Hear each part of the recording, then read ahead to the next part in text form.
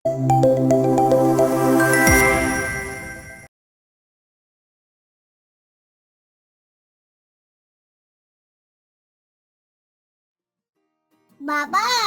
তুই এতগুলো রাখি কিনেছিস? আমাকে কিন্তু সব থেকে ভালো রাখিটা পরাবি। সেটা তোকে বলতে হবে না, আমি যেটা তোকে পরাবো তুই সেটাই পরবি।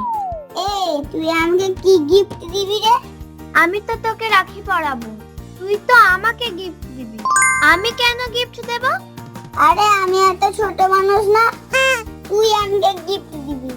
ও বাবা, রাখিও পরাবো আমি, গিফটও দেব আমি।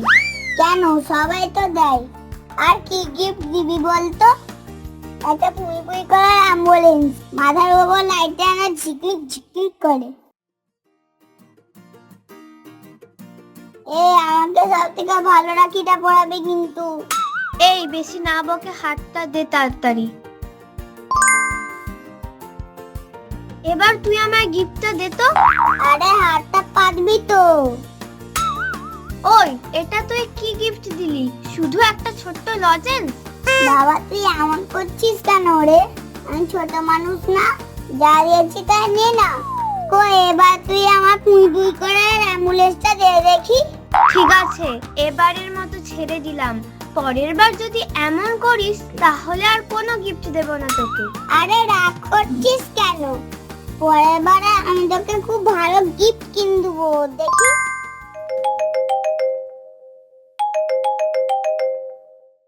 কিরে, আজ সকাল থেকে ফোন করার সময় হলো না? জানিস তো আজ রাখি। আর বলিস না, অফিসের চাপে নিঃশ্বাস ফেলারও সময় নেই। জানি।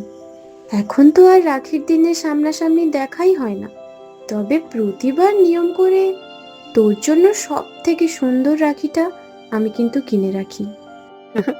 তা আমার গিফট কোথায়? সেই পই পই করা অ্যাম্বুলেন্স গাড়ি? হ্যাঁ, আমি তো তোকে দিয়েছিলাম গাড়ি কিনে, আর তুই তুই তো আমাকে একটা লজেন্স দিয়ে ভুলিয়ে দিয়েছিলি। ঠিক আছে, এবার রাখি রে, সাবধানে থাকিস। হ্যাঁ ঠিক আছে, তুইও সাবধানে থাকিস। ম্যাম, আপনার পার্সেল। ভাই, ছোটবেলায় লজেন্স দিয়েছিলাম বলে অনেক রাগ করেছিলি। আজকে তোর পছন্দ মতো উপহার পাঠালাম। আর এই অ্যাম্বুলেন্সটা তোর এত বছর ধরে জমে থাকা গিফটের ইন্টারেস্ট। শুভ রাখি পূর্ণিমা দিদি। শুভ রাখি পূর্ণিমা ভাই।